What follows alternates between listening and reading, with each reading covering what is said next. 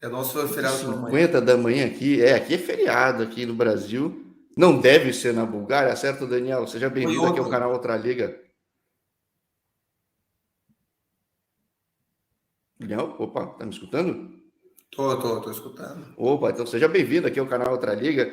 Canal Outra Liga voltando a falar com o pessoal na Bulgária. País esse que tem bastante brasileiro dentro de campo. Acho que na primeira divisão tem brasileiro em todos os times, praticamente, né? Tem alguns que já penduraram as chuteiras, que nem eu falei com ele Marques outro dia. Agora, eu vou ser um caso raríssimo, não só aí, mas em toda a Europa, de brasileiro treinando em time de primeira divisão. Passivo de ter o UEFA Pro, né, Daniel? Jorge, primeiro agradeço aí o convite de você, para que a gente possa estar falando um pouquinho sobre a nossa existência e permanência fora do Brasil há muito tempo. Realmente você tem razão que há muitos brasileiros fora. Só para um comentário disso, há alguns anos atrás, eu não sei quem me disse que houve uma enquete em que o Brasil, nos últimos anos, 2 anos, tinha mandado para fora do Brasil 1.800 jogadores.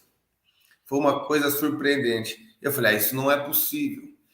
Mas quando a gente vai fazer uma pré-temporada para fora, por exemplo, para a Turquia, você não Nossa, tem noção é que você junta tantos jogadores e jogadores e jogadores, né? Estou falando da minha época de jogador. É muita gente. Há equipes com 3, com 4, com 5. E a hora que você vai ver, numa pré-temporada, você tem 50 brasileiros. É muito, sim. É muito. na Turquia é mais ainda, dependendo. Qual que é o nome da cidade lá? Todo mundo vai. É uma Antália. cidade. É uma Antália. cidade turística. Vai time da Sim. Rússia, vai time da Ucrânia, vai time. Vai fácil 200 pessoas brasileiras, fácil, assim, né? Tipo, vira uma colônia de férias brasileira, né? É que as condições são boas. Eu sempre vou e estou agora tô preparando para que dê tudo certo, porque a gente vai para lá agora em janeiro, porque aqui o frio é lascado e a gente tem que sair daqui, fazer uma pré-temporada entre 15 a 20 dias, porque não dá. E falam que no começo, entre 1 ou 2 meses, passam na faixa de 700 equipes lá, Jorge. 700. Hum, 700 equipes estão lá e você vê assim, ó, é coisa de outro mundo. Então, quer dizer, você tem que ir para preparar a equipe e ir aqui a lugares que, como aqui também é perto, né? Nós estamos na divisa aqui da Turquia também, e isso ajuda muito a gente. aqui no canal, o canal que surgiu em fevereiro do ano passado, a primeira entrevista foi em Antalya, um jogador em pré-temporada, e aí que eu fui conhecendo aos poucos, porque eu sou um curioso da bola, no fim das contas. Eu não tinha noção, não tinha dimensão de quão grande que é isso, esse encontro de tanto time nessa época do ano, do frio da Europa, num lugar com uma estrutura muito boa, né? Agora, falar de Bulgária é muito tranquilo para ti, né? Você já tá há 20 anos nesse país, né? Tipo, quando é que caiu a ficha que de repente você ficaria tanto tempo aí, Daniel? Eu não sei se tem nenhum brasileiro aqui. Você tocou o nome do Eli Marques, é muito amigo meu, ele sempre está junto. E o único jogador que conseguiu me passar a jogar mais clubes aqui na Bulgária foi ele do que eu. Mas só que é o seguinte, o Eli Marques também jogou na segunda, jogou na terceira, tal. Eu só joguei primeira. A hora que eu soube que tinha que passar ao outro lado, até a minha esposa ficou muito chateada comigo que eu acabei parando, eu não estava com contusão, nada, mas eu queria esse sonho de treinador passar para o outro lado, e eu acabei parando e acabei pulando para o outro lado. É, e aí o Eli tem muito tempo aqui também, mas eu tenho mais tempo que ele. Ele veio para cá, ele tem mais times que ele jogou, mas eu só joguei na primeira. Joguei É, 8 anos. O Eli ainda joga, né? Ou não? Ou parou de fato de jogar? Até o ano passado ele estava jogando na terceira. O Eli é o Porque Túlio ele, da jo- ele Bulgária, né, meu? Tá joga, jogando em todos, ele né? Tipo, joga, ele toma conta do time, ele faz muita coisa. E se dá super bem. Eu gosto muito do cara. Ele me ajuda também quando eu preciso de alguma coisa, ele me ajuda e tal. Agora, a questão da pergunta é que Jorge, eu prometi, quando eu vim para cá, eu prometi para o meu pai, na época, né, que eu voltaria depois de 10 anos no país. Falei, pai, prometo que eu volto com 10 anos. E isso foi uma promessa que eu não consegui cumprir. por várias coisas. Eu estou aqui no país, vai fazer 20 anos. Quer dizer, eu conheço, tenho a minha amizade aqui, tenho o meu mundo do futebol aqui, quer dizer, tenho o mundo do futebol perto da Bulgária, onde eu consigo ter os meus contatos e tal. Bom, isso foi uma coisa que eu percebi que depois, com 10 anos, eu vi que as minhas filhas estavam crescendo, estudando, eu estava me adaptando melhor, aí eu comecei a tirar as minhas licenças UEFA, porque aqui você não pode já acabar de ser treinador e eu vou assumir lá um time lá e tal. Não, não, não. Se não tiver a licença, você não pode ser treinador. E agora são licenças regionais, depois tem a licença C, tem a licença B, tem a licença A e a Pro. E aí eu comecei a tomar ciência disso, a gostar e me aprofundar mais nos estudos como treinador. Eu trabalhei como scout, e aí eu percebi que realmente eu precisaria de um tempo ainda mais aqui para me aperfeiçoar. Bom, e esse tempo acho que não chegou ainda para mim ir embora, né? Eu estou aqui, eu creio que Deus abriu essa porta para mim, estou ainda persistindo, estou para tirar minha licença Pro agora, se Deus quiser, brevemente, para que eu possa aí ter uma oportunidade para outro país, porque se você não tiver a licença Pro, alguns países aceitam a licença A, mas a licença Pro ainda ela é obrigatória a muitos lugares aqui do leste europeu e muitos outros lugares. Agora, você está nos primeiros anos aí de treinador principal de um time na primeira divisão, num país europeu. Como é que tem sido isso para ti? Porque se de fato era uma ambição antiga, ainda que você tenha tido tempo no clube tradicional aí, também bem, é o clube mais popular, o CSKA Sofia, certo? Mas como que é essa função de acabar assumindo a cadeira principal mesmo e falar, não, como é que tem sido isso? Era dentro do que você imaginava ou não? Jorge, uma das coisas que eu sou grato é que um treinador hoje, eu passei por todas as etapas de um treinador. Desculpa. Tranquilo. Eu passei por todas as etapas de treinador. Eu tive escolinhas de futebol, eu trabalhei em categorias de base, eu fui subindo como juvenil. Aqui eu fui campeão 2 vezes com os juniores, campeões nacional, com o CSKA e com o Lovech, com o Litex Lovech, e trabalhei muitos anos como segundo treinador. Agora, como você falou, eu trabalhei só em 2 equipes, como a categoria de base, como com os profissionais. E a equipe do CSKA Sofia é uma das equipes mais tradicionais, junto com o Levski Sofia. Hoje temos o Ludogorets, que são campeões 10 anos direto. Eu falo, o Ludogorets que é o Red Bull Salzburg da Bulgária, né, cara? É um negócio Sim, difícil, né? é um pouco mais diferenciado. São investimentos muito altos dessa equipe, muito altos. Mas realmente as equipes com mais tradições é o Levski Sofia e o CSKA Sofia. Eles são equipes de multidões que dividem um país. Depois tem equipes também da província que tem muitos torcedores também. É o primeiro esporte do país também. E com o passar do tempo, eu comecei nas categorias de base do Litex Lovech, até que eu fui treinador do Sub-19 e também era auxiliar do time 2 deles, e consegui ser campeão. Isso dá uma motivação, Depois essa equipe mudou para a Sofia, os dirigentes foram para o CSKA Sofia, né, numa transferência de clube, isso, aquilo, também um pouco de confusão nessa história. Foram para a Sofia e eu trabalhei 5 anos. E tive o privilégio de trabalhar com bons treinadores e comecei com categorias de base, mas já no meu terceiro mês, o treinador que era meu treinador no time 2 do Litex assumiu a equipe do CSKA Sofia e falou assim, agora é sua vez de trabalhar comigo nos profissionais. Né? E uma curiosidade, Jorge, que sempre acontece comigo, de alguma coisa boa, eu não sou um cara supersticioso, eu sou um cara realista, e eu acho que para você ter sorte na vida, você tem que trabalhar muito. Né? A sorte ela ajuda a sorte a aparecer, né? A sorte se trabalha, você não ganha ela. E aí, sempre nos dias mais felizes da minha vida, que foram o nascimento das minhas filhas, a data do meu casamento, Deus me proporcionou de eu ter bons trabalhos. Então, sempre nessas datas, né? Eu consegui. Isso em 2016, eu fui convidado por esse treinador para trabalhar com ele na equipe do CSK. Ele, como ele assumiu do segundo time para o primeiro, eram só 4 jogos. Mas aí ele fez um trabalho tão bom que o treinador que eles queriam não conseguiram trazer e ele acabou ficando e foi o treinador hoje que mais trabalhou nesse time há 5 anos atrás. Porque aqui também tem um pouquinho do Brasil. Não deu certo aqui, aí vamos buscar outro. Esse é um Então problema. foi com ele que o time ganhou a Copa da Bulgária, então, ou não? Não foi. Isso aí já foi com o Ljubo Penev, né? Tá. Esse com o Ljubo Penev. A primeira participação minha foi com o Stamen Belchev, que era um treinador que subiu do segundo time, que foi para o primeiro. Isso foi em 2016 e 2017. A Copa eles ganharam o ano retrasado. Com esse treinador que ganhou, que eu também trabalhei com ele. Era um ex-jogador, tal, com um nome muito bom treinador. Hoje ele está no CSK 1948, que é um dos concorrentes do CSK.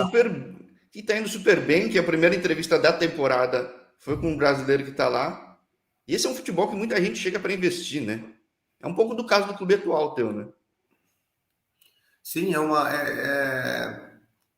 são equipes que praticamente aqui são equipes que têm donos.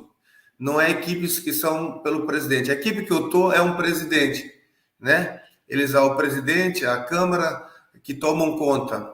Mas a maioria das equipes aqui, eles têm o presidente, o presidente que normalmente é um cara do dono do time, em que hoje em dia acho que no Brasil falam de, não é SAF, como é que no Brasil que fala os Não, vai times? chamar de SAF. Vai É chamar de uma SAF. SAF, né? É Isso. que em Portugal é SAD, aqui vai chamar Sabe, SAF isso dentro de mesmo. pouco. É. E é isso que eles investem. E essa equipe que também, outro CSK que há, é uma equipe de uma pessoa que tem muita ambição, né? Mas infelizmente uma coisa é, o futebol ele é feito para os torcedores, é feito para a galera. Então, quer dizer, há muitas equipes que você faz com muito dinheiro, o próprio Ludogorets que você faz com dinheiro, mas a equipe do Ludogorets está num lugar de 15 mil habitantes. Então, quer É, dizer, no norte, isolado, né? Tipo, isso, então, quer dizer, se você vai lá com uma equipe pequena, se a minha equipe vai lá, não vai ter 2.000 pessoas no estádio, né? Igual aí na Javari assistir Juventus e 15 de Jaú, 15 de Piracicaba. Pouca gente aprecia. Então, quer dizer, mas é isso. Eles dão oportunidades, mas ainda a estrutura tem que ser bem melhorada, tem que ser mais ajudada, tem que ser bem melhorada. mas aí, então, você vira treinador seguindo passo a passo, que é o ideal na carreira, que com muita gente às vezes não acaba acontecendo. Então foi dentro do esperado, imagino, né? Quando você de fato assume a cadeira principal, nem interina, de fato, aí no Botefraça, né? Hoje eu acho assim, como dizem em Portugal, um segundo treinador, o auxiliar, eu acho assim, vai haver uma oportunidade. Uma curiosidade também, que eu participei de todas as camadas e eu tenho um amigo, muito amigo, que hoje trabalha em Portugal, ele é um português que me ajudou muito a fazer que eu pensasse muitas coisas, né? Porque hoje nós, quando acabamos a nossa carreira de jogador, achamos que estamos preparados para assumir cargos assim, e não é verdade. O treinador, o jogador, quando acaba, ele é um pouco preguiçoso na questão dos estudos. Ah, porque eu fui jogador, eu sei isso. Não tem nada a ver uma coisa com a outra, Jorge. Você comandar você mesmo, a tua cabeça é uma coisa. Agora, se você for comandar, eu tenho aqui 30 jogadores, é uma coisa totalmente diferente. Hoje um jogador pensa de um jeito e quando ele acaba e quer ser treinador, ele entra com o pensamento de ser jogador, ser treinador, e é por isso que muitos do potenciais, que muitos hoje ex-jogadores acabam perdendo oportunidades porque acabam misturando muitas coisas. Eu optei, primeiro meu trabalho, quando eu parei, foi trabalhar de scout. Eu acho que hoje um analista é muito importante para um treinador, é importante ele ser treinador, é importante ele entender os momentos do jogo para fazer uma análise. E eu fui trabalhar nisso. Trabalhei um pouco nisso. Depois eu achei que eu já tinha aprendido um certo um conhecimento e me convidaram para trabalhar nas categorias de base de elite, né? Porque aqui são regionais e de elite nacionais, ou no Brasil. Aí os campeonatos de elite e o que jogam regionais, essas coisas. E eu comecei sub-15, sub-17 e fui para o sub-19. Fui campeão 2 vezes, como já disse, sub-19. Depois tive a oportunidade de trabalhar com esses treinadores do CSKA Sofia, porque é uma oportunidade que poucos têm. Um estrangeiro, né, por falar a língua, por ser naturalizado e ser conhecido, me deram essa oportunidade. Foram 5 anos.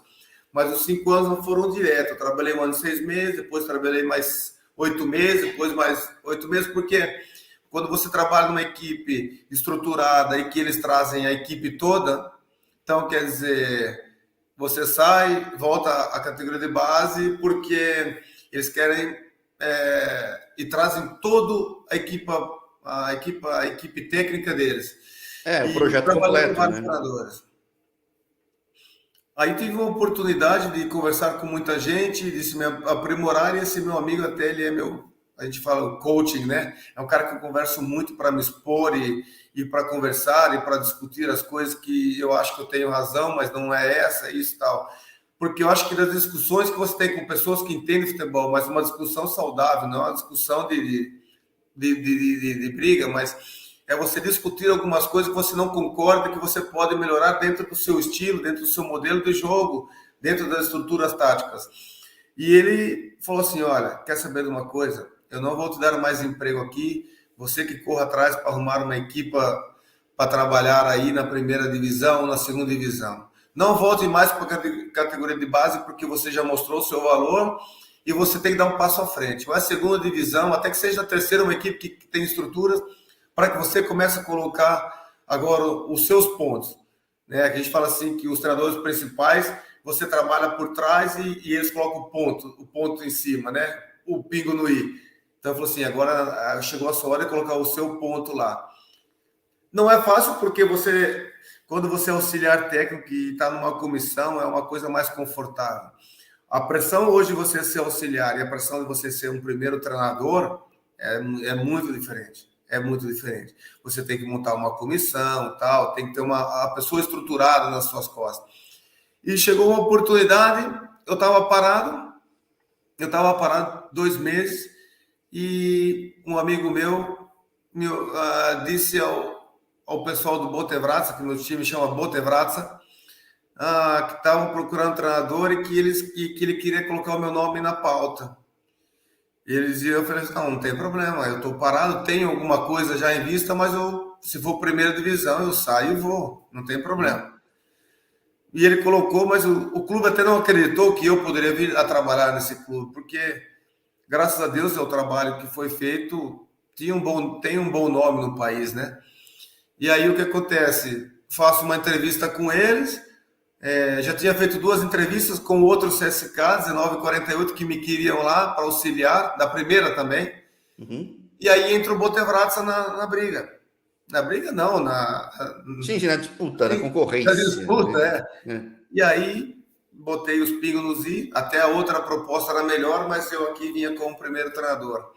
Mas é um perfil para trabalhar com mais jovem, eu sempre gostei disso, sempre tenho esse desafio de trabalhar com um dos mais jovens, me ofereceram isso, e acabei aceitando. Isso foi o ano passado. Essa é a minha segunda volta para cá, né? E acabei aceitando. Hoje quando você assume fora do seu país, fora da sua zona de conforto, você tem que arriscar.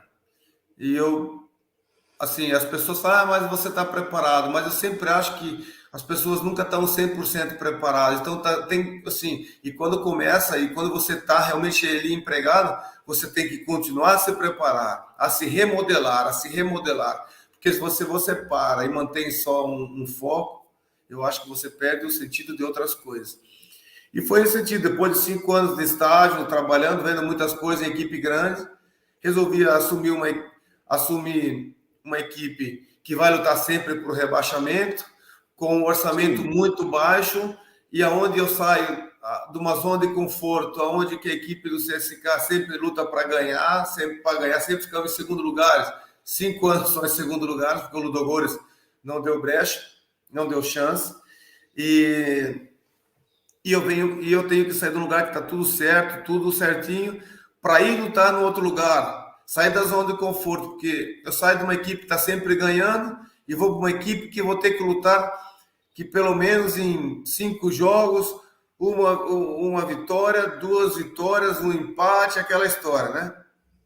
E foi isso que eu acabei entendendo que seria uma boa oportunidade para colocar já um nome também na Primeira Liga, um currículo melhor, e foi isso. Então, quer dizer, é um risco, mas quem não corre risco na vida? Se você não... Todo mundo corre risco, até quem não sabe que está correndo, né? Sim, Jorge. Só que às vezes não está buscando o retorno certo, basicamente isso, né? Acho que aí o potencial de retorno seu é muito grande, porque não tem como dizer que qualquer vitória, qualquer melhora, qualquer clara melhora na performance do time tem teu toque, né? Acho que Sim, com certeza. E bom, a gente falou muito desse lado já de treinador, só que você chega como jogador, né? Você me falava fora do ar do Coxa. Vamos voltar até um pouco antes. Como é que começa a vida de futebol do Daniel aqui no Brasil? Eu sou natural de Jaú, São Paulo. Tem toda a família lá. Não sei se eu mandei o link para eles, não sei se estão assistindo. Um beijão se eles estiverem assistindo. Minha mãe, meu pai, já faz 2 anos que eu não vejo eles. Faz 2 anos. Sou casado, tenho 2 filhas maravilhosas, uma esposa maravilhosa. Meus pais são maravilhosos, graças a Deus, são todos com saúde. Devo muito ao meu pai, que me ajudou muito quando comecei, a um amigo dele também no 15 de Jaú, nas categorias de base. O 15 de Jaú sempre teve uma estrutura muito boa. Eu trabalhei com excelentes jogadores que naquela época, o 15 de Jaú, como o Edmilson, como vários jogadores que saíram dali, foram ainda se destacar em outros clubes.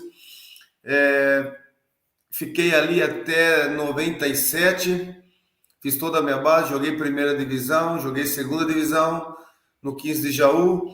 Depois dali eu fui para o Mojimirim, um treinador me levou para o Mojimirim, Roberto Valdavino. Depois de lá, caí um pouquinho, fui trabalhar na terceira divisão, na época era em Fernandópolis. De Fernandópolis, em Foi no 6 PPC meses, lá, né? Isso, FFC. Depois de lá, eu já teve uma curiosidade que nesse mesmo ano eu joguei no Mojimirim. Saí do Mojimirim, fui para o FFC, e de lá me levaram para o Garça. Hoje não existe mais essa equipe. Isso que eu ia perguntar, é que não existe mais. A equipe nossa era muito boa, nós estávamos na terceira, vamos subir para a segunda, perdemos a final para o Nacional, e essa equipe, a estrutura foi toda para o Marília, os donos foram para o Marília, que era de Marília. Aí de lá eu fui muito bem, no Garça eu fiquei 2 anos, fui muito bem, aí foi onde o Curitiba me viu na terceira divisão. Por isso que eu falo, Jorge, tem jogadores que se subestimam a divisão que estão, tem jogadores que acham que estão na terceira e ninguém vê. Eu falo aqui para os caras, tem jogadores que estão na segunda e ninguém vê. Tem sempre um cara olhando, pode não ser um empresário, pode ser um árbitro, pode ser um amigo seu que levou lá, que vai falar para alguém. Porque eu estava num lugar, eu joguei na época no Garça, joguei contra o São Bento de Sorocaba, era capitão do Garça, fui muito bem, mas era um número 6, um volantão, que o treinador que era do São Bento não indicou o volante dele e acaba indicando o volante do Garça, que nós ganhamos deles, para um amigo dele do Curitiba, né? Desculpa que eu esqueci o nome do treinador, é um treinador conhecido aí nas divisões do Brasil, na segunda, em São Paulo.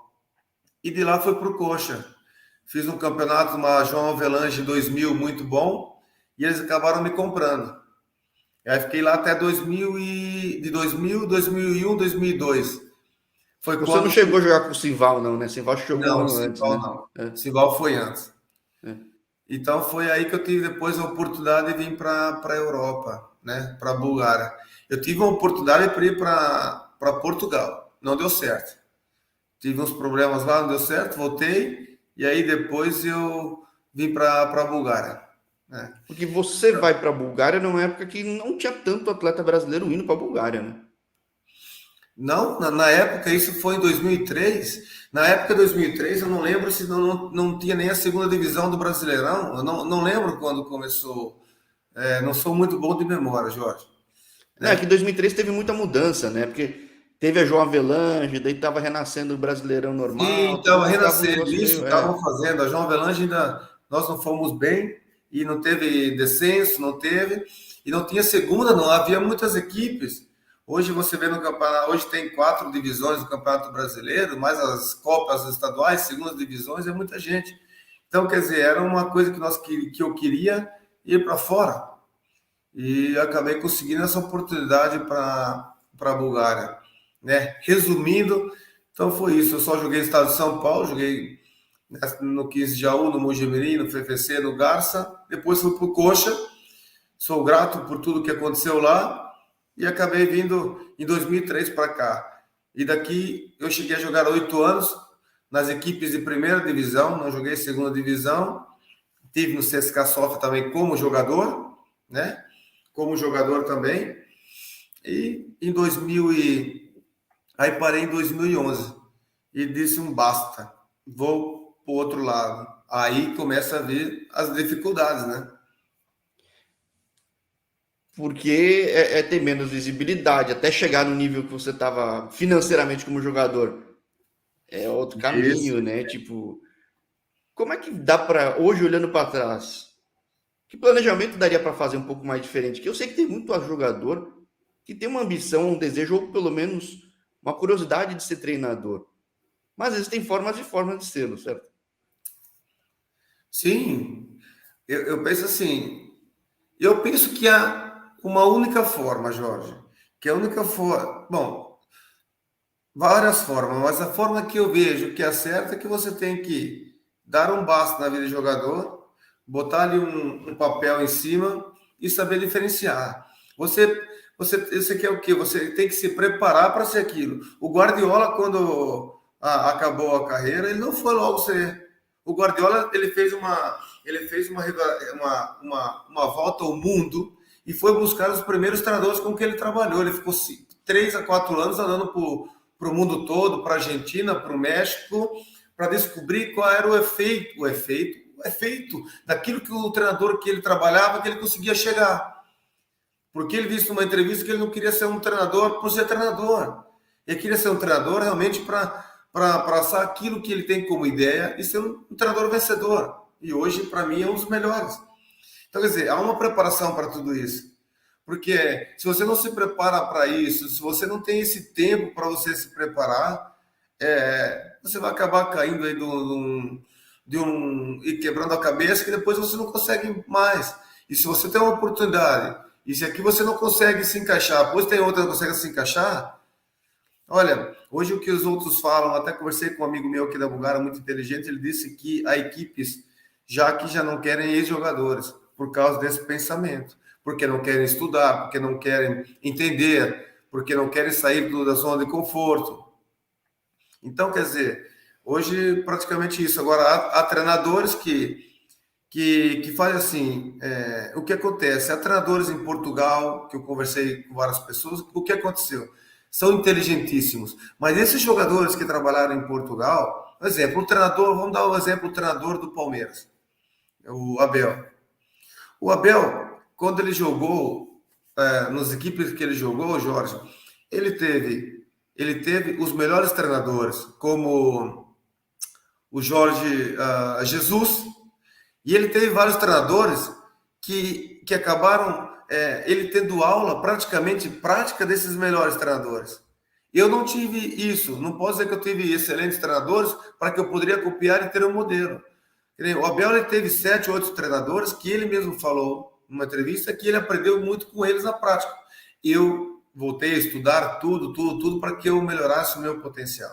Então já há muitos treinadores, jogadores que viram treinadores, mas já têm uma experiência, ter vivido e ter passado com esses melhores treinadores, treinadores. E por isso é uma experiência. E outra coisa, em Portugal, dou exemplo de Portugal, porque eu acho que é uma nação que eles estudam muito. E E esse hoje é daqui. incontestável. Antes poderia parecer um viés, hoje é questionável, Não, né? não, e eu comprovei porque eu fui para lá, Jorge. Eu comprovei, eu fui para lá, eu fui fazer estágio 2, 3 semanas. Quer dizer, para você sentar e conversar abertamente com o treinador, não é todo lugar que deixa você conversar abertamente. Não te dão essa oportunidade.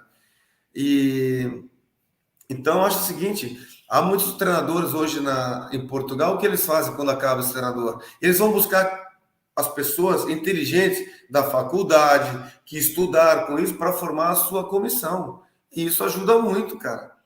Então, quer dizer, eu Gente tenho hoje. atualizada, né? Gente que Você está tem fresco um estudando. auxiliar. Quer dizer, eu tenho aqui um auxiliar que trabalha a parte ofensiva, mas eu trabalho a parte defensiva. Então, quer dizer, e tem já auxiliares que são especialistas nisso. São 2 ou 3 ex-jogadores também que estudam, que não tiveram muita oportunidade e que trabalham com essas pessoas que eles formam uma comissão muito competente. Né? Mas para mim, a coisa principal de tudo é você parar, dê um basta na vida de jogador e falar: não, eu tenho que rodar agora o meu chip, trocar o meu chip e saber que eu sou treinador, o que eu preciso. O que eu preciso fazer? Para você chegar na sua ambição e no seu projeto, você tem que colocar os seus pontos ali. E tem que ir por etapas, Jorge, não dá para pular. Eu penso assim. Né? Há treinadores que têm sorte, que vão lá e dão sorte, mas se você agora no Brasil, eu não sei qual é um treinador que não passou por etapas. Não sei se tem algum, né? Então, quer dizer... Hoje em dia acho que não. Hoje em dia acho que não. Então, eu acho difícil. Quer dizer, eu acho assim, eu me preparei, estou com 47 anos e não sou tão jovem, não sou tão velho, mas eu a cada dia procuro me preparar, perguntar, discutir com as pessoas para que eu encontre a melhor maneira. E a melhor maneira de se aprimorar é perguntar também aos atletas. Muitos treinadores têm aquele: eu vou perguntar para um jogador isso, aquilo, tal. Não, eu sou o cara, não dá. Então, quer dizer, e um dos problemas grandes também de treinadores é o ego. O ego mata qualquer um, Jorge. Ah, sim, porque ele tem a caneta, né? Até, então nada, chegou lá, eu sou o chefe. Enfim, isso. Para quem está do outro lado, sabe a importância de ser ouvido também. Às vezes nem espera ser ouvido. Mas quando fala: ó, que legal, o cara tá querendo ouvir. E eventualmente numa conversa dessa surge até algo melhor, né? Então, Mas ninguém nem hoje imagina, né?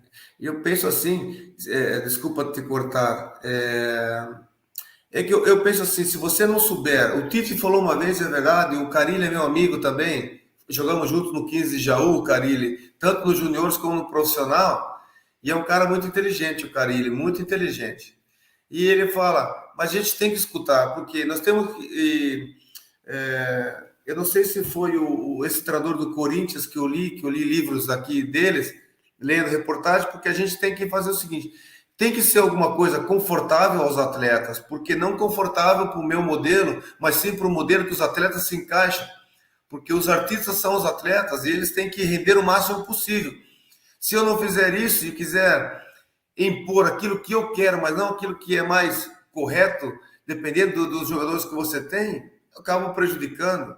Né? Um exemplo: eu vim para cá e eu pensei que a minha equipe aqui poderia pressionar alto, pressionar, mas a equipe não está bem fisicamente, eu estou no final do campeonato, a equipe não há uma boa comunicação por causa tem muito estrangeiro, não se comunica, eu acabei perdendo os 2, 3 jogos pela comunicação, né? Então, são algumas coisas estratégicas que você troca para que você tenha uma intuição para que melhore.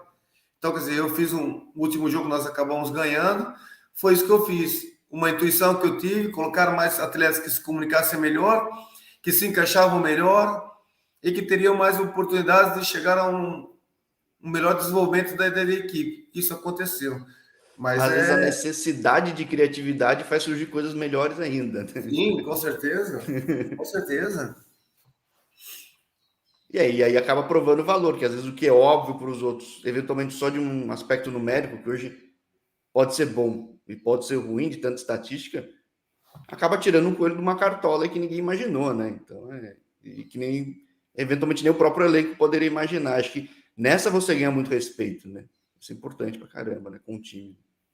Outra coisa, um dos pontos que às vezes que eu acho assim, no futebol tem vários pontos muito importantes, além dos sistemas, além das estratégias, além das análises, do sistema tático e tal. E o ponto fundamental em que o brasileiro é bom nisso é a questão do vestiário, né?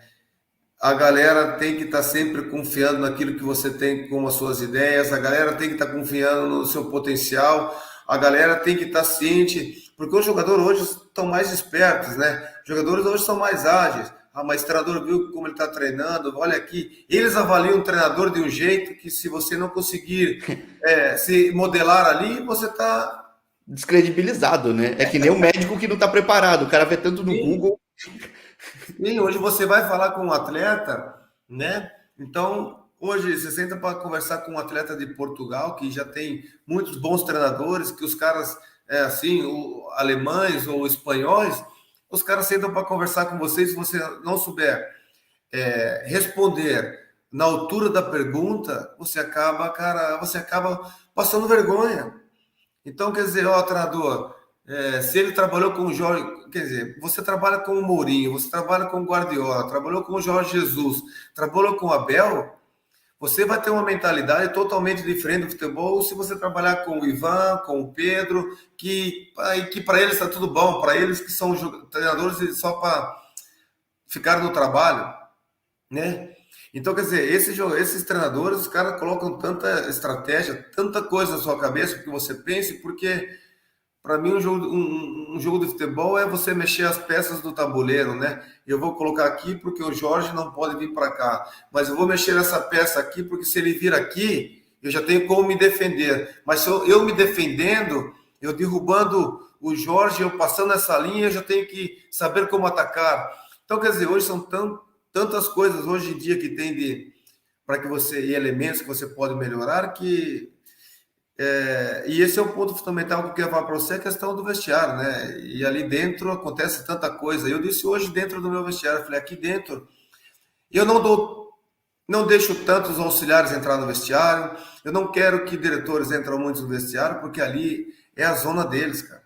E ali, eu falei para eles hoje, até brinquei, falei, aqui é o presídio de vocês, cara. Ninguém entra aqui quase, vocês têm que comandar aqui. E se vocês não comandarem o presídio de um certo modelo, você vai deixar um bandido passar pelo outro, fudeu. Então, quer dizer, não deixa que esse bandido passe por outro, porque isso aqui tem que ter a hierarquia. Mas vocês também têm que saber É que o espaço privado deles, que não necessariamente mas ajuda a construir esse negócio para fora, né? É importante, né? Mas é porque o primeiro lugar que eles passam mais tempo, ou é com a família, ou é no vestiário ali dentro com esses caras, Jorge. E se não haver um ambiente legal ali dentro, você passa apertado. O Jorge é um excelente jogador, mas o Jorge é uma maçã Podre, envenenada né? ali, uma maçã podre. E se o Jorge não conseguirmos, se o grupo não tirar o Jorge, se o treinador não tira o grupo tem que tirar o Jorge, porque senão o Jorge vai passar para o outro e vai estragar esse ambiente. E eu acho que Isso é me isso. está me lembrando, não sei se você viu o documentário, o seriado do Arsenal na Amazon Prime Video, que tem um ex-volante de treinador, que é o Mikel Arteta, né? Ele vai lá, ele saca o Aubameyang, que era o craque do time capitão, porque ele estava vendo que aquilo estava contaminando, né? E não é uma decisão fácil. O cara era o melhor jogador do time, né? Você perde o grupo, você É. perde tudo. O E hoje o Guardiola, time é líder, né? o Guardiola, quando chegou lá, o Guardiola falou que não quero Ronaldinho Gaúcho e não quero Eto'o. Não quero estrelas, não é que os caras eram aquela coisa, mas eu não quero. Eu quero a minha equipe jogar com amor por isso daqui. É isso que eu prezo isso. É o emblema do clube. O clube te dá o valor. O teu nome está atrás, Jorge. O teu nome não está aqui. Esse é o clube. Porque se você não tiver esse emblema aqui, né, para você defender, o seu nome não vale nada. Então é isso aqui que vale a pena, é esse emblema que você trabalha, que paga o seu salário, e você tem que dar um mínimo de suor, dedicação, de respeito, de atitude, e depois o que acontece? Então foi o que o Guardiola resolveu. Vou tirar Ronaldinho, vou ter um problema aqui, mas eu vou conseguir com esse. Aí foi uma máquina a equipe do Barcelona com com o Guardiola, que chegava a 80% de posse de bola e as equipes adversas. Chegava até a ser chato assistir os jogos do Barcelona. Era só uma. O adversário só ficava esperando, tava nas cordas já esperando Não, assim, tomar porrada, né? Ficava lá e era até chato, porque você acaba não vendo nada, não aprendendo nada. E isso. Eu só via campo reduzido, só, porque no fim. Sim, isso, Jorge. Eu, como treinador, vejo que isso às vezes até atrapalha um pouco, porque as pessoas falam em posse de bola, posse de bola, posse de bola. O pessoal pega o lado errado do negócio. E isso, se você perguntar para o Diniz, por que ele quer a posse de bola? Para manter o adversário longe do seu gol, ou como o Guardiola diz, eu quero porque rodar essa bola para mover o adversário e para encontrar os espaços. Eu não quero só ter a bola. Você vai desestabilizando até que, opa, pum, Mas então é isso que então, todos esses treinadores hoje têm tem que ter essa mentalidade e ser confortável. Isso. E que isso lembra handball, isso lembra basquete. Você vai girando até a defesa adversária se desestabilizar, né? Abrir seus flancos, assim, uns negócios que eu vejo muito, tem muito esporte que ensina outros, né? Rugby tem muito disso também, alguns outros esportes, dá para aproveitar bastante coisa. Uma coisa que eu queria comentar com você é isso. Eu gosto de assistir, não faço muito, nos últimos tempos não fiz muito isso. Eu gosto de assistir os jogos ao vivo, porque eu vejo o campo todo. Eu gosto de assistir o vôleibol. Eu gosto de assistir basquetebol para ver as estratégias. Eu já fui em treinamento, já falei com treinadores do vôleibol para ver isso, porque lá você pode aprender. Levei meus preparadores físicos para dar uma olhada, porque ali é muita... você freia, você salta, você para, você tem muita noção, você tem que ter muita concentração. Já li muitos livros do Bernardo Rezende, o treinador, para que pudesse também isso. Então, quer dizer, é interessantíssimo você estar sempre aí se atualizando e se aprendendo. O vôlei o cara vai intuitivamente, ele não vê o jogador, mas ele já tá tão treinado, ele já tem uma noção de ler o outro time do outro lado da quadra que o teu companheiro tem que se executar aquilo, né? Então é um negócio incrível, né? E sem ter contato físico, né? Isso que é mais impressionante, né? Porque eu acho que no futebol e como na nossa vida, é ruim quando a gente fala que a nossa vida entrou numa rotina, né?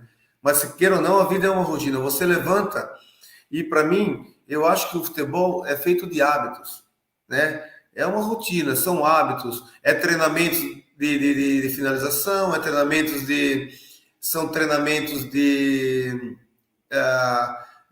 construção, são treinamentos de posse de bola, são treinamentos de penetração. Então, são hábitos que você acaba criando na sua equipe.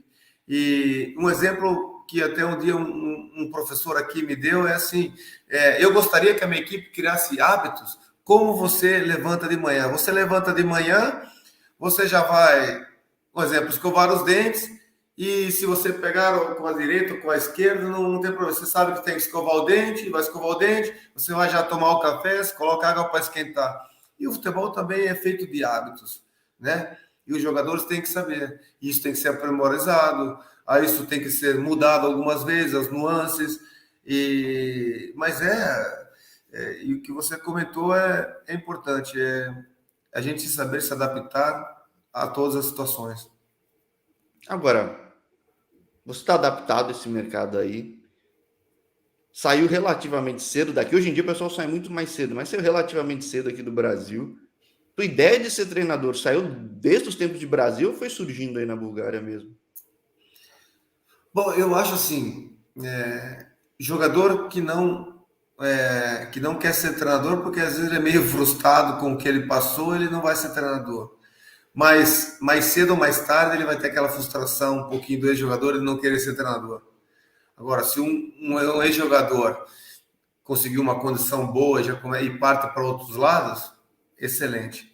Agora, eu comecei a ter essa minha ambição já quando eu estava chegando perto dos 30 anos. 30, 31. Eu vi alguma coisa nesse sentido, né? E quando eu já estava com 31, 32, isso acabou... eu acabei jogando em equipes aqui um pouco mais inferior, que isso, quando você chega numa certa idade e você vê que as equipes que você gostaria de atuar já não te procura, e você vê que o seu futebol, você queira ou não, Hoje em dia, se você falar, muitos jogadores de entre 32 a 36 anos, para manter um certo nível futebolístico, não é fácil. Então, o que acontece? Dificilmente você consegue manter o nível jogando um certo nível que você gostaria. Então, já vem esses pensamentos, olha, eu preciso trocar porque isso, por causa daquilo, tal. E isso eu já tinha na cabeça, isso aconteceu comigo. 2 anos eu joguei em equipes que estavam para cair, eu falei, não, é isso que eu quero. Eu vou estudar, comecei a estudar, terei uma licença quando eu estava a jogar, e Isso que é aí, importante, né? Isso é uma coisa que eu ia perguntar. Uma coisa que dá para fazer essas primeiras licenças é tirar enquanto joga, né? sim, a primeira licença, a C, que é a primeira, né? E depois a B, dá para você fazer dependendo da equipe que você tá. Porque aqui as licenças são feitas em semestre, em semanas, 4 a 6 semanas. Quer dizer, é um problema que você não pode perder a semana toda de treino, né? Então, quer dizer, você tem que ficar lá. A gente fica de segunda a sexta, das 8 da manhã às 7 da noite, né? Com aulas Ainda teóricas. é presencial isso? Sim, É um negócio. presencial. Ou seja, é muito mais o que você tem hoje de licença, que é quase a Pro, para um brasileiro é muito raro, né? Por uma questão de custo, moeda, disponibilidade de tempo, né? Tem que estar na Europa para fazer isso. Tipo, hoje você é o cara raríssimo brasileiro mesmo com esse tipo de licença e trabalhando, né? Sim. Realmente a condição para tirar as licenças não são baratas. Não são mesmo. Aqui também não é nada. Aqui eu creio que é 6.000 euros. 6.000 euros a licença Pro, né? Não é um país de estabilidade financeira alta, então quer dizer, mas assim mesmo não é barato. Mas esse é o desejo que eu tenho. Tá para sair agora, e se sair agora brevemente, é que já falei com o pessoal daqui, eu como estou na primeira divisão, posso ser chamado o mais rápido possível. O que é muito legal. Agora, você falou que estamos em evidência de uma Copa do Mundo, calendário apertando. Que dá para projetar aqui? Que você chega no momento do clube que não está um momento confortável, mas já era sabido desde que o clube mudou de gestão, tudo, enfim. O que dá para projetar ainda neste ano? Nós temos aqui, o campeonato termina, o campeonato, assim, porque agora nós jogamos segunda-feira, a primeira partida do segundo turno. São 16 equipes, nós já jogamos, eu cheguei aqui, esse é meu 6º jogo com essa equipe, que eu cheguei no meio do campeonato agora. E jogamos 6 jogos. E tenho mais 2, um sábado e um na outra segunda-feira.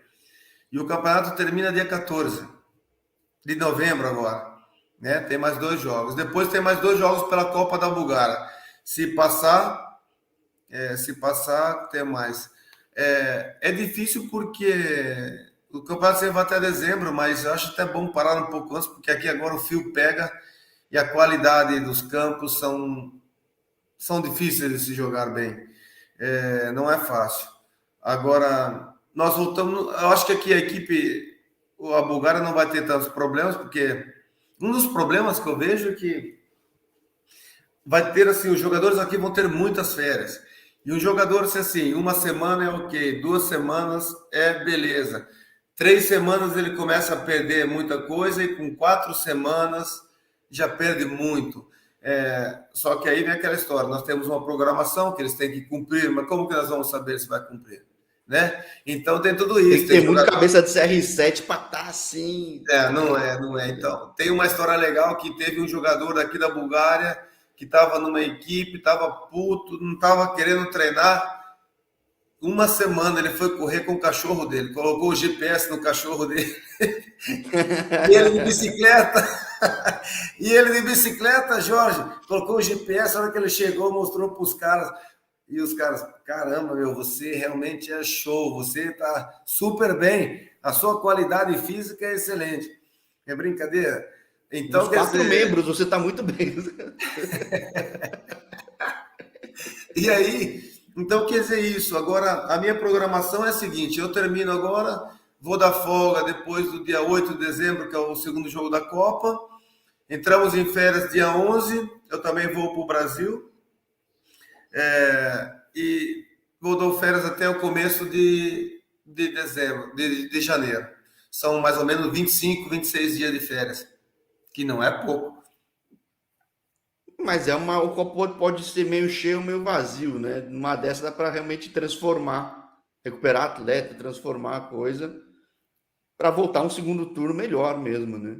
Não, realmente, depois é um campeonato desgastante também, como no Brasil. Não é como no Brasil, né? O campeonato no Brasil, os As campeonatos viagens no são longas Brasil. pra Não, caramba. as viagens. Eu tive isso, cara. Nós saímos uma vez de Curitiba para jogar para Belém, jogar talvez, em, né? em Manaus.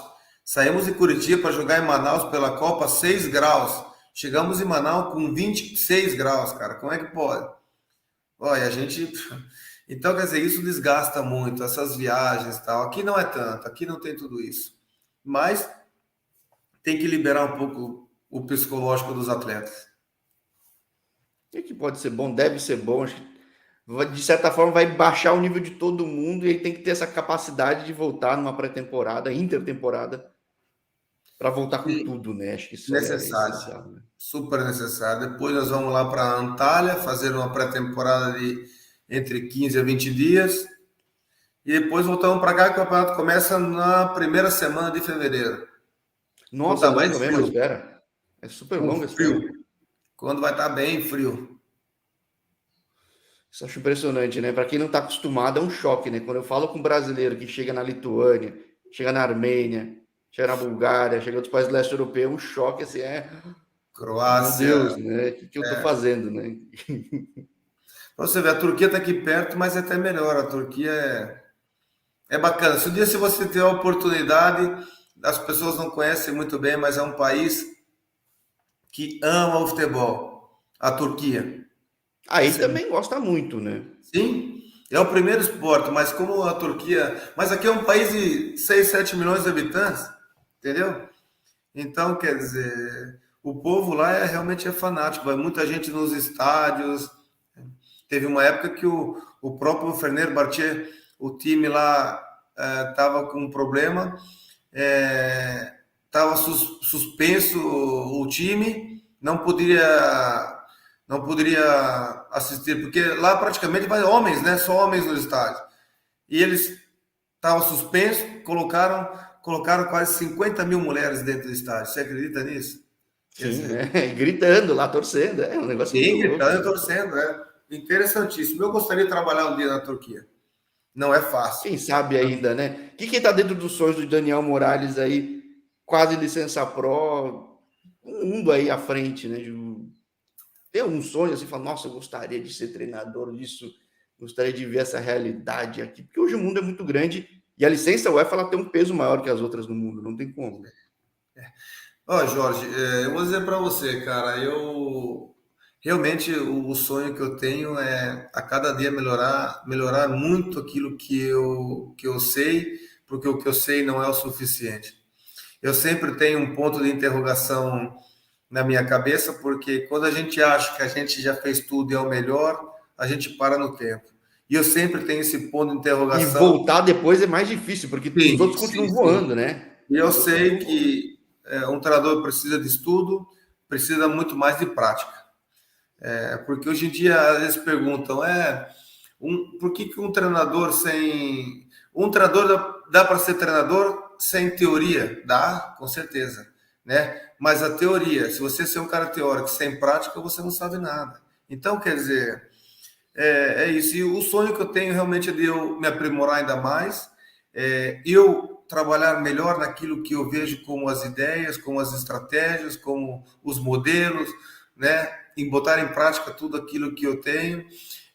Um dia ter uma oportunidade de trabalhar em estruturas melhores, porque não é questão financeira só, mas é você ter uma estrutura para trabalhar, porque você vai no lugar, eu venho aqui, eu posso estar ganhando super bem na minha equipe, eu não tenho um campo bom de treinamento, eu quero ter uma estrutura, isso é que cada treinador hoje, os melhores treinadores só vão trabalhar em equipes com estruturas melhores. E eles Dezenas são, de campo de treinamento, sim, meio sim. Então, paradores, salas de. É é impressionante. isso que eu gostaria de ter. É isso. Eu quero trabalhar um dia num nível melhor, vou lutar e vou chegar a isso, né?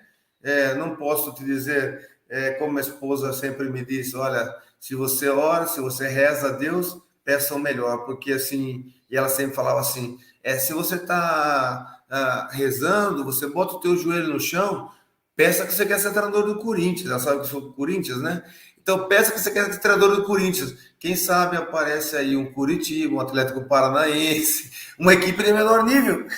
Então, quer dizer, para Deus nada é impossível, né? Então, quer dizer, eu oro, eu peço o melhor, eu dou nomes do que eu quero, mas um dia eu já me realizando e trabalhando um nível mais acima, tendo uma boa equipe técnica, vou estar realmente super realizado com.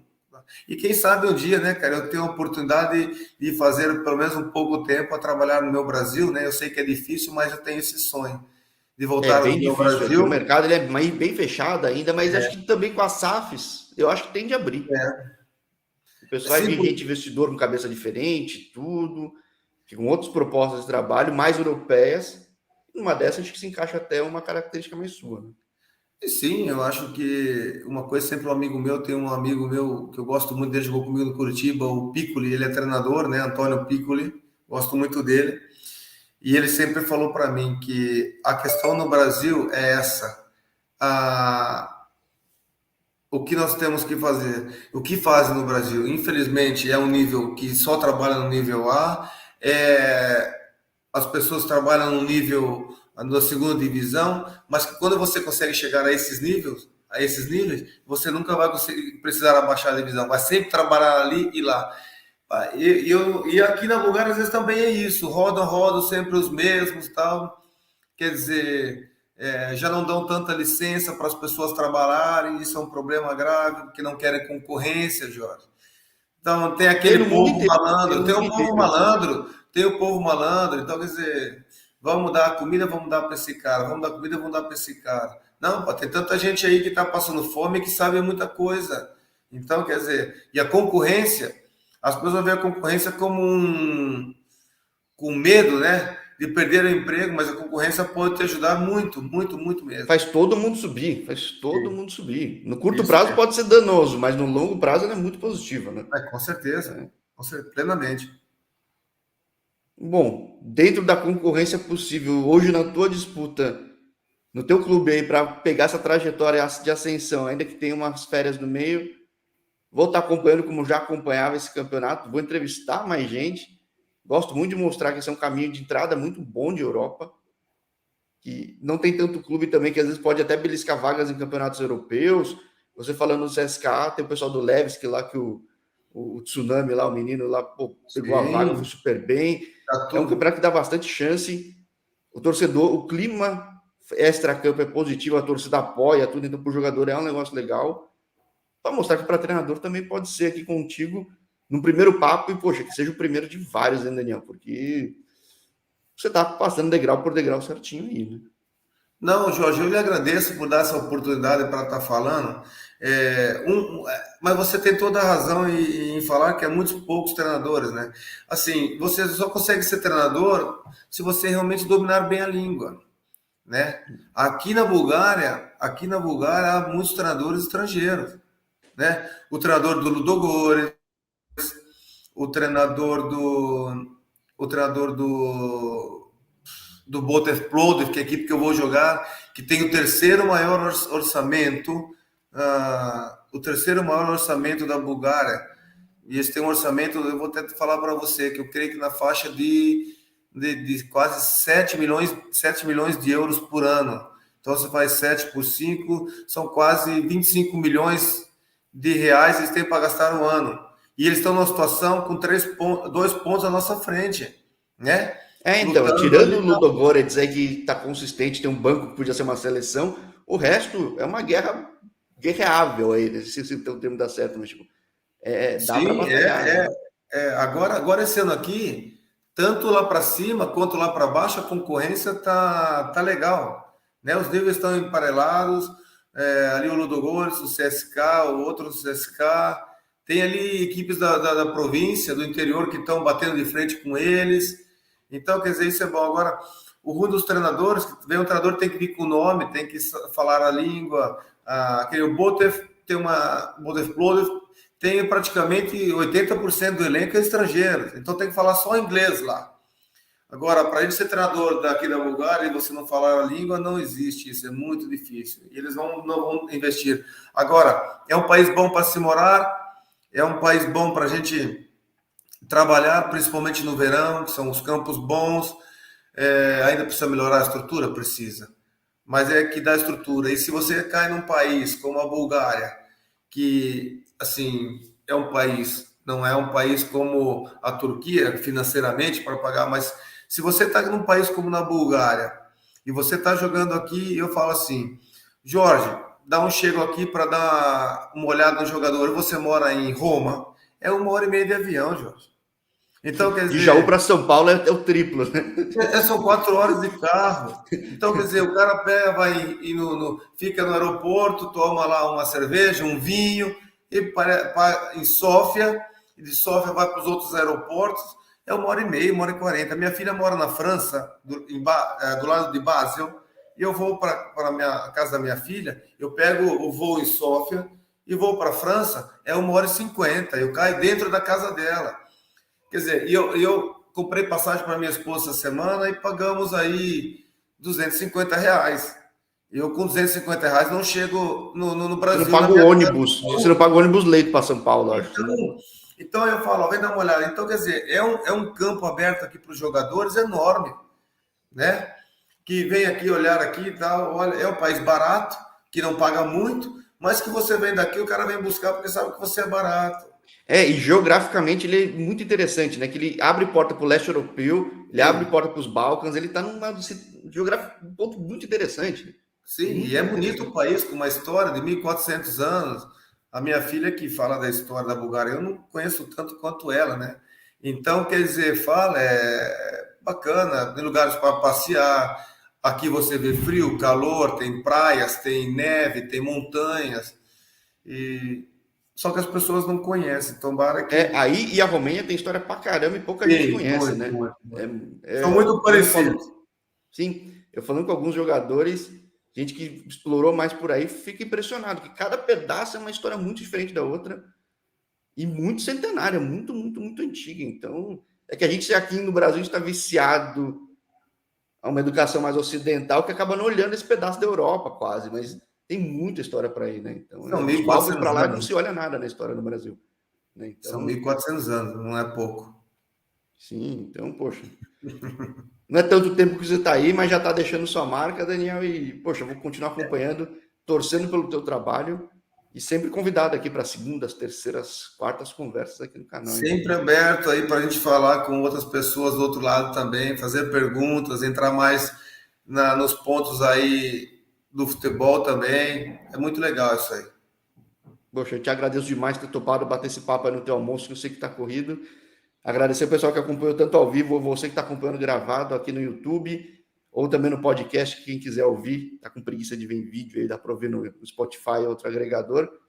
Mas quem estiver no YouTube, ó, se inscreve e vai em playlist Futebol da Bulgária, vai conhecer a história de muito brasileiro por aí, assim como o Daniel. Maravilha? Cara, muito obrigado pela oportunidade, que Deus abençoe a família, todos nós, que o Brasil seja abençoado sempre, né? Um bom Sem dúvida, trabalho para sem você dúvida. e um bom segmento aí nas suas entrevistas. Maravilha, eu te agradeço demais. Hoje é feriado, vou dar uma pausinha, mas o resto depois a gente continua com esse no ritmo normal, então, Daniel. Tá certo, João. Grande abraço e pô, ótimo fim de dia aí para ti na Bulgária. Obrigado. Agora eu vou começar a analisar o adversário, depois temos uma janta. O Preparar jogo é o lá em cara. Plovdiv? Isso, lá em Plovdiv. Torcida é fanática lá, hein? É Rivalidade lá fanático. é boa também, é. Eu joguei no Louco Plovdiv, que foi a equipe, que é outra equipe adversária lá, né? Que também tá bem no campeonato. É, Então, os times vivem oscilando. O Louco tá um pouco melhor ultimamente. Falei com o Lucas Salinas, foi o primeiro cara que eu falei na Bulgária. Nós tínhamos sido campeões da Copa. O clima era muito bom, né? Então, era bom. mas muito legal falar de novo com o Bulgária. Obrigado de novo, Daniel. É Muito isso, boa cara. sorte Um para tirar abraço essas a todos. rodadas e vamos conversando. Valeu, um abraço. Abraço, tchau, tchau. Tchau, tchau.